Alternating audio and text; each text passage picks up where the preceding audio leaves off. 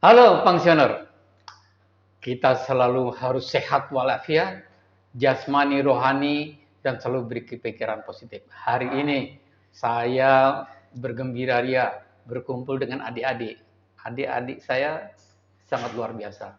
Yang adik langsung cer ini, Bapak Haji Jatmiko Danurjo. Assalamualaikum warahmatullahi wabarakatuh. Salam. Langsung di bawahnya lagi Bapak Bambang Wijonarko. Assalamualaikum warahmatullahi wabarakatuh. Kemudian yang paling kecilnya 4 bersaudara. Fantastic Four ya kan? Fantastic paling Four. kecil Bapak Wahyu Rianto. Assalamualaikum warahmatullahi wabarakatuh. Nah, beliau ini saya sendiri, Priyo Sadio, sarjana hukum. Beliau ini lulusan Sandi, kemudian kuliah lagi jadi dokter Andes ya. Sarjana ekonomi. Sarjana ekonomi. Beliau sarjana ekonomi akuntansi. Akuntansi. Beliau insinyur sipil. Teknik mesin. Teknik mesin. Oh ya, hari ini saya bergembira, saya mau bincang-bincang nih. Beliau para pensiunan yang kita eksplor. Beliau ini pensiunan dari Departemen Kementerian Luar Negeri. Pengalamannya, Komiko. Pengalamannya. Selama berkarir. Karena saya bekerja di Kementerian Luar Negeri, saya lebih banyak bekerja di luar negeri. Penempatan. Jadi kalau Departemen Luar Negeri harus lebih banyak di luar negeri. Departemen Luar Negeri itu ada 2 macam pegawai. Ada pejabat luar negeri, ada pejabat dinas dalam negeri. Yang pejabat dinas dalam negeri itu ya karirnya di pusat aja. Yang pejabat dinas luar negeri di kedutaan-kedutaan dan kemudian masa transisi di dalam negeri. Pernah di kedutaan apa aja? Ada 5 kedutaan yang pernah saya posting ya. Iya. Pertama kali KBRI Bangkok, Thailand ya. Ya, KBRI Bangkok, KBRI Abu Dhabi, KBRI Tripoli Libya, zaman Muammar Gaddafi waktu itu, KBRI Stockholm di Swedia, dan terakhir saya di KBRI Santiago. Masing-masing itu ada 3 sampai 4 tahun di Santiago, Chile. Chile, Amerika Selatan. Kalau tempatnya Escobar ya? Bukan. Bukan ya? Bukan. Chile itu di Amerika Selatan. Kalau kita lihat peta itu memanjang dari utara ke selatan itu ada Chile. Oh, ada Chile. Chile itu negara yang paling maju ekonominya di Amerika Selatan. Amerika Selatan paling maju? Ya, even dibanding dengan Brasilia atau dengan Argentina. Oh, begitu ya? Itu paling. Biasanya yang paling maju kan yang berbatasan dengan Amerika Serikat. Setelah Augusto Pinochet jatuh, kemudian negara itu bangkit bagus menjadi negara yang maju. Pinochet yang diktator itu ya? Diktator. Katanya, walau alam saya. Ya. Oke, saya mau beralih dulu nih sama nanti kita bincang bareng-bareng nih. Ya. Kalau Om Bambang Wijonarko. Ya, kalau saya kan adalah karyawan swasta dari satu konglomerasi di Indonesia. Kalau tadi Pak Iko ini di luar negeri terus, kalau saya di dalam negeri terus kerjanya. Tapi juga bukan di Jakarta saja. Nah, ini menarik. Gimana tuh? Saya pernah di kantor pusat di Jakarta. Tapi walaupun kantor pusat di Jakarta, saya pasti keliling lah. Karena keliling di Indonesia. Karena saya dulu bagian audit. Tapi saya juga pernah domisili di Kalimantan Tengah. Pernah juga domisili di Riau, di Pekanbaru. Kita pernah ketemu di Aceh tuh loh. Nah, kalau yang di Aceh itu dalam rangka tugas sebagai internal audit. Sorry. Ketika saya ketemu di Agro ya dulu? Ya, saya di posisi domisili di Jakarta, tapi sedang tugas di... Kita ngopi tuh. Ya, tapi kalau domisili, saya pernah domisili di Kalimantan Tengah dan pernah domisili di Riau. Di Riau ya? Ya, tapi di Indonesia terus. Tidak pernah ada domisili di luar negeri seperti Pak Jatmiko. Kalau tugas di luar negeri pernah cuma seminggu gitu aja lah. Kalau Om Wahyu? Ya, saya pertama kali kerja di Astra juga. Pernah di Astra? Ya, jadi saya ikut ketika lagi ngerjakan skripsi, ada Astra, adakan tes di kampus, saya ikut. Dan Astra untuk manajemen trainee itu nunggu saya lulus. Ketika saya lulus, saya laporan ke Astra, saya di Astra Daihatsu Motor, lagi proses manajemen training itu saya ikuti ujian di Garuda. Nah, baru kurang lebih 9 bulan di Astra, ada tes kesehatan dari Garuda, karena Garuda lama, 1-7 tahapan tesnya. Saya ikut. Banyak sekali, sampai 7 item. Ya, itu dia. Pas di antara 6-7 nih, ada lowong waktu lama. Saya sempat di Astra, dipanggil ke Garuda, saya masuk Garuda. Cuman saya penempatan di training center untuk instruktur. Nah, dalam program untuk instruktur itu salah satunya saya training terus, salah satunya ke Long Beach di McDonnell Douglas. Keren sekali di McDonnell Douglas. Ya, karena kan memang untuk instruktur Garuda trainingnya ke luar negeri. Cuma karena pesawatnya dari sana ya. Prinsipal dari sana. Cuman saya nggak lama di Garuda. Tahun 99 saya pas lagi Krismon itu mengundurkan diri karena sama teman-teman itu mengadakan ekspor impor untuk alat berat. Nah, ada bisnis menjanjikan lah. Ya karena kan waktu itu Krismon agak kurang bagus lah. Dan sampai sekarang saya mainnya di alat berat. Sekarang saya untuk subkontraktor crane, spesialisnya angkat mengangkat. Di mana tuh? Proyeknya sepanjang jalan tol Trans Sumatera untuk pengangkatan girder, tempat saya spesialisasinya untuk itu. Kemarin katanya habis dari IKN. Kalau gini, kita ada karena kita bisnisnya adalah crane, jadi kemampuan kami untuk mengangkat itu di jalan tol Trans Sumatera dan juga crane ada yang disewa di IKN juga. Kapasitas. Pensiunan. Itu latar belakang pekerjaan. Sekarang kita ngobrol-ngobrol aja lah. Sebenarnya pensiunan gimana sih ini? Kalau menurut kita? Ya kalau menurut saya hidup itu tidak ada kata berhenti beraktivitas. Pensiun itu cuman beralih dari yang kita bekerja kepada orang lain menjadi bekerja kepada diri sendiri. Oleh sendiri maksudnya kita own by kita sendiri, atau kita bekerja sama dengan orang lain juga, atau kita juga masih bekerja lagi kepada orang lain. Tapi aktivitas itu ya harus sampai dengan liang lahat. Sebenarnya ini aktivitasnya atau cari duitnya? Kira-kira begitu nih kalau dilihat. Macam-macam. Tergantung kepada orangnya sendiri-sendiri. Ada yang memang karena punya aktivitas aktivitas yang ikhtiar dalam mencari uang. Ya silakan saja dia jalanin, yang penting kan jangan lupa dengan Allah kan. Ada pikir juga, positif aja lah kita toh. Ada juga yang memang sudah mapan nih, dananya sudah cukup besar, yang memang dia tuh punya passive income yang cukup besar, dia bekerja hanya sosial. Silakan. Tapi untuk orang yang aktivitasnya ikhtiar mencari uang, itu juga jangan lupa dengan kegiatan sosial. Iya kan? Contoh kayak Pak Jatmiko ini kan sebagai ketua DKM. Ketua DKM sekarang ya? Ketua DKM. Saya ketua DKM Masjid Nurul Jannah. Jadi sebagai ketua DKM itu ekonominya itu juga harus baik, ya nggak? Ya, karena orang tidak akan percaya kepada kita kalau ekonomi kita kelihatan morat-marit jadi ketua DKM, nggak bakalan percaya gitu. Kayak Presiden Amerika katanya harus mempunyai kekayaan tertentu. Supaya dia nggak korupsi.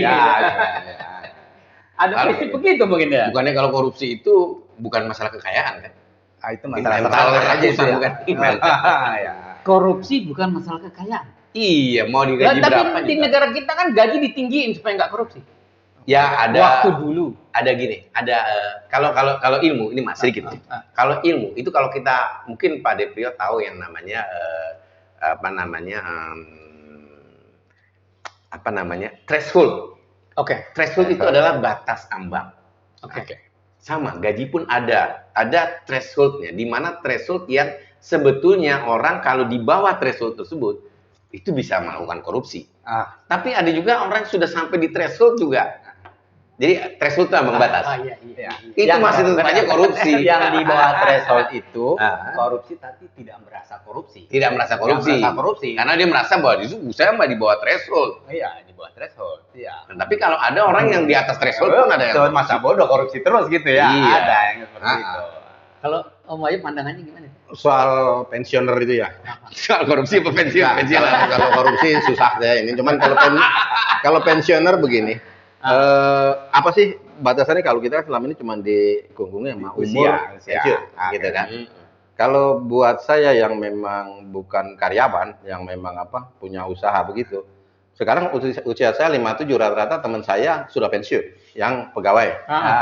Kalau saya melihatnya kan melalui batasnya itu nggak merasakan perbedaan.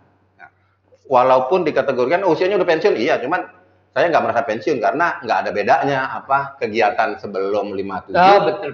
sama sesudah 57. Iyalah. Nah, gitu.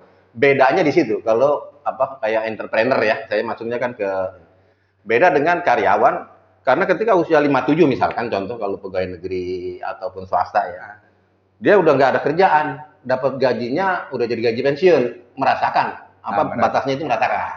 Ya. Tentara juga kan, semua seperti itu, usia 60 atau 58, antara aktif dan tidak aktif tuh terasa banget dalam hal itu. Ini saya nggak ngomong soal tabungannya banyak ya, cuman pendapatan per bulannya.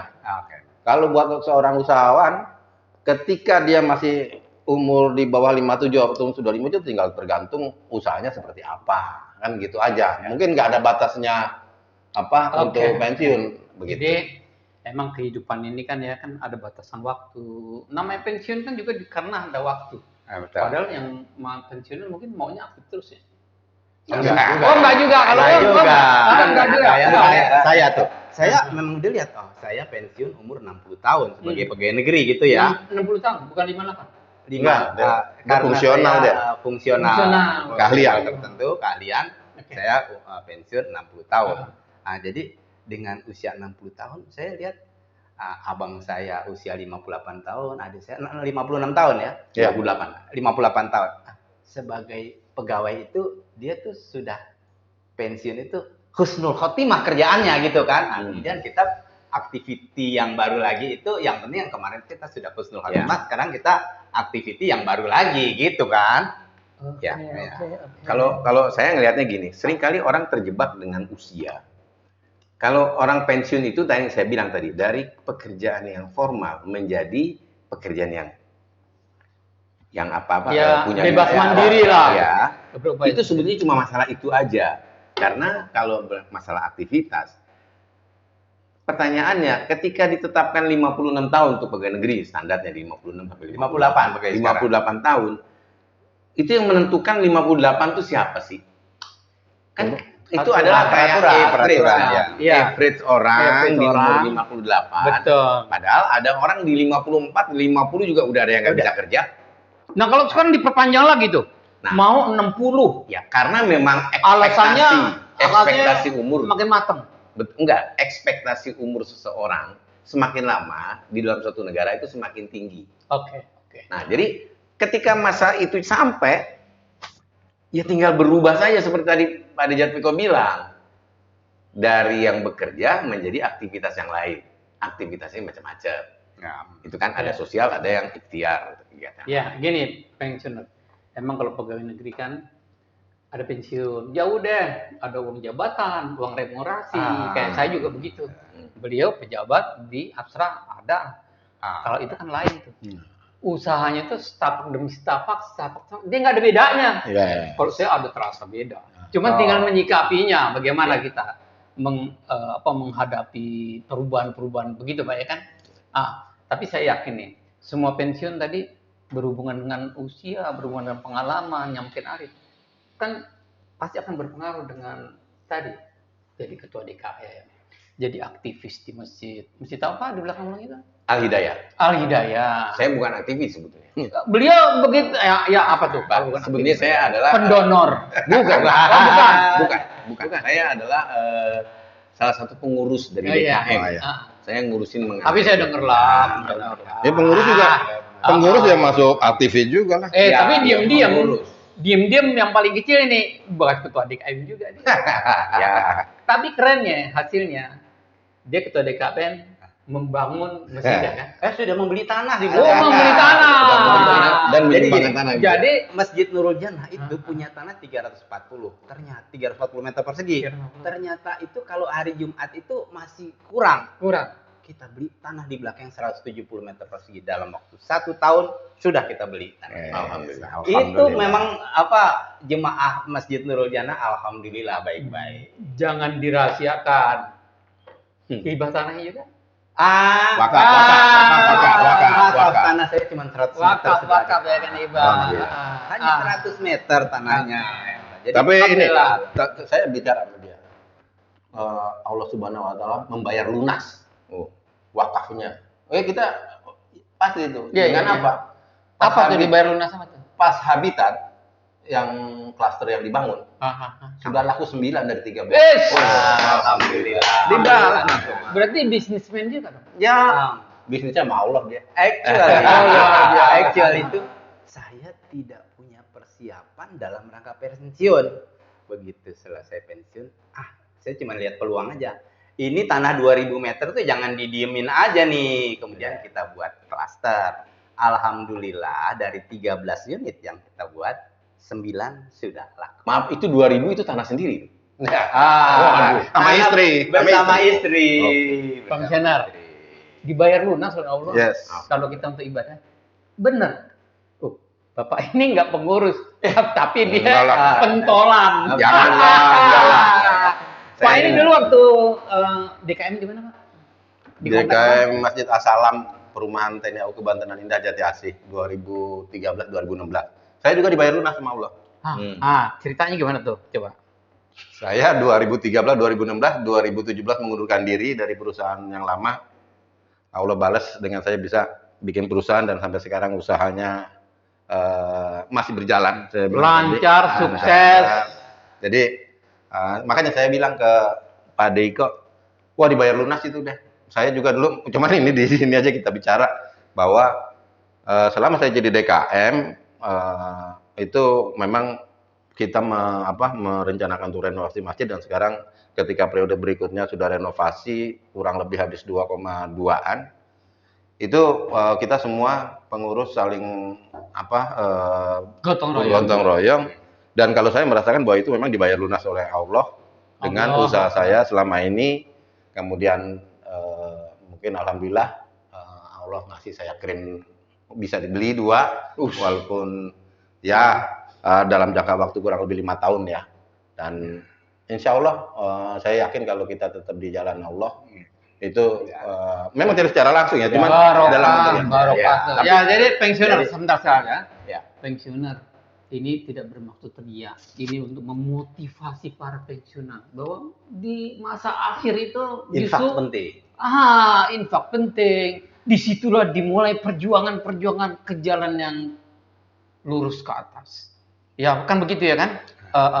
Ini tuh walaupun tidak pengurus tapi pentolan. Bukan ketua. Bukan ketua. Cuman pentolan. Pentolan ya kan. Ya. Kalau perlu apa ya siapa lagi kan. Ya begitu. Tapi yang kecil ini juga keren. Ya ini saya bukan itulah. Saya ketua yayasan Hafiz Quran. Di Jatisari. Salah satu muridnya yang bayarin dia ini. Iya dia ini sampai tamat dan terbaik 30 juz. Bapak angkat. Bapak angkat. Bayari SPP-nya, bayari segala macamnya semua. Jadi memang jadi pensiuner harus berguna ya. Harus berguna. Kalau di waktu kita aktif itu kita fokuskan pada pekerjaan, tugas pokok begitu kan. Ya, kalau udah pensiunan tugas pokoknya kepada Allah, betul nggak? Kepada Tuhan Yang Maha Esa. Ya, dengan tidak meninggalkan pastinya kan harus diberikan keberuntungan dunia dan akhirat. Dunia dan akhirat ya. Robbana atina fid dunya akhirat wa fil akhirati hasanah. Fid dunya hasanah wa fil akhirati hasanah. Wa qina adzabannar. Ya Allah berikanlah kami kebaikan hidup di dunia dan kebaikan hidup di akhirat. Nah di dunianya itu sudah dirasakan juga sama adik-adik kita ini. Adik-adik. Dan saya juga. Dan abang saya juga. Tapi tetangga-tetangga itu menganggap Pak Wahyu ini adalah miara tuyul. Kok begitu? Ya karena kerjanya cuma di rumah aja, karena sudah digitalisasi. Jadi jarang sekali itu kerja negosiasi aja di rumah online. Jadi praktis untuk ke luar dari rumah dalam kegiatan-kegiatan. Bukan yang bicara juga begitu. Yang bicara telah melakukannya. Oh, kalau saya everyday ada di Pondok Gede sini. Mostly kebanyakan waktu saya di Pondok Gede. Walaupun secara di sini, online. di sini. Ya, di sini. Bukan minggu kemarin katanya ada kegiatan Asra di Jogja. Oh, di Jogja itu cuma ini kantornya nih, ini kantornya nih. Ini kantornya. Kantor. Lah kalau kegiatan infrastruktur dari rumah, Oh gini. Nggak suka ke onsite gitu. Enggak. Saya kan Sudah bos. Enggak. Saya subkontraktor. Tapi gini Om. Ini kan cerita kok saya kayaknya mengekspor keberhasilan. Sebenarnya kalau pensiun tuh sikap apa sih? Misalkan persiapan pensiun tuh apa? Tabungan kah? Atau apakah? Coba yang berani mewakili siapa tuh? Kita kan ada tahap-tahapannya. Kalau saya kan begitu. Pensiun berhayal mau dagang, tapi nggak jadi juga tuh kan. Tapi ya jalan aja sih sebetulnya begitu. Ya, sebetulnya kan orang itu sesuai dengan karakteristiknya masing-masing. Sesuai dengan karakteristiknya masing-masing. Ya, ada berbeda antara satu orang dengan orang tapi lain. Tapi bisnis itu kan sama. Oh, betul. Tapi gini, gambarannya gini. Ketika kita, kalau di pegawai negeri, itu biasanya ada yang namanya MPP. Di swasta juga ada namanya MPP. Masa persiapan pensiun. Itu kalau menurut saya, kalau 6 bulan itu masih sangat kurang. Antara 4 sampai 5 tahun sebelum pensiun, dia harus sudah mempersiapkan. Nanti ketika pensiun saya mau jadi apa nih? Harus ada persiapan. Harus ada persiapan. Jadi kalau misalnya... Maksudnya itu langsung main gitu? Jadi gini, ketika nanti pensiun, saya mau berbisnis kah? Atau saya mau kegiatan sosial kah? Itu dari 4 sampai 5 tahun sebelum pensiun, harus sudah mulai itu. Karena kalau begitu pensiun langsung berbisnis, biasanya kalau orang Jawa bilang gedandapan. Wah, apa aja orang ditawarin main masuk aja. Nah, padahal 1-2 tahun, gitu. 1-2 tahun rugi-rugi mulu karena belajar. Wah, itulah makanya 4 sampai 5 tahun sebelum pensiun, Anda harus sudah mempersiapkan. Rencana saya mau pensiun itu apa? Ini dapat pelajaran. 4 sampai 5 tahun sebelum pensiun harus sudah mulai. Mau tidak mau tuh. Mau tidak mau. Karena tapi begini. Ini beda. Kasusnya Mas Ijon ini, itu kan dia sebelum pensiun yang di Astra Agro, dia udah memang kalau di Astra ini dia jadi ketua koperasi setelah pensiun. Setelah pensiun. Nah, koperasi ini kan bisnis. Iya. Sehingga dan gede lagi ya. Iya. Dan udah masuk ke dalam bisnisnya. Sehingga ketika udah selesai jadi ketua koperasi, tinggal menjalankan aja kan. Ada transisi yang memang tidak langsung jelek. Ya, beda dengan Pak Priyo ataupun Pak Jatmiko. Ketika dia pensiun, mau masuk bisnis apa? Punya tanah. Oh, bagus itu untuk properti. Cuman cari yang aman. Jangan sampai terlalu gambling. Gila. Nah, itu yang waktu itu pernah kita berdiskusi, kita tekankan aman. Cari aman. Harus aman. Jadi kalau mau menghadapi pensiunan, itu yang namanya post power syndrome, itu dalam hal jabatan. Pasti ada. Cuman dalam hal bisnisnya supaya aman, cari aman, jangan nabrak-nabrak. Biasanya kan khawatir nih. Ada bisnis yang aman? Ya ada, pasti. Cuman biasanya pensiunan itu khawatir banget. Sehingga ada yang menggadang-gadang nih untungan tinggi, dia nggak hitung-hitungan ikut. Ada yang namanya bebek emas lah, ini dengan perhitungan 1 bulan bunganya tinggi. Dulu ada Adil Makmur investasi. Itu dia, apa namanya? Aku pernah punya atasan tuh, Bos. Makanya hati-hatilah ketika akan pensiun. Kalau Pak Ijon ini kasusnya beda, dia transisinya cantik. Mungkin gini. Saya belum berakhir. Gini. Tapi tunggu dulu, saya ambil poin. Memang harus hati-hati pensiun. Betul. Aku pernah punya pimpinan. Ikut-ikutan bisnis bebek di Adil Makmur. Saya mau Adil Makmur aja karena itu jadi kasus kan. Hilang semua, Bos. Tabungan hilang semua dengan harapan dapat semua. Oke. Berhubung waktu nih penutup dah, Pak. Tadi yang saya bilang, saya belum selesai tadi nyampein sedikit aja. Bahwa 4 sampai 5 tahun tadi saya sampaikan ada tiga bisnis. Bisnis yang high return dan high risk, ada yang low return low risk, ada yang in between antara low dan high. Nah, maksimal Anda ngambil yang high return high risk adalah 1/3 dari resources yang Anda punya. Karena kalau yang ini itu adalah jaminan nih. Kalau yang low return, low risk. Jaminan misalnya tidak tiba-tiba saya datang ke Pak Wahyu atau ke Pak Jatmiko atau ke Pak Priyo menyampaikan, tolong dong si Januar nih belum bayar SPP, jangan sampai ke sana. Oke. Gitu loh. Gambarannya itu 4 sampai 5 tahun sebelum pensiun, persiapkanlah. Tapi kalau Anda mainnya di high return, high risk, maksimal 1/3 dari resources Anda. Oke. Jangan sampai Anda tuh jadi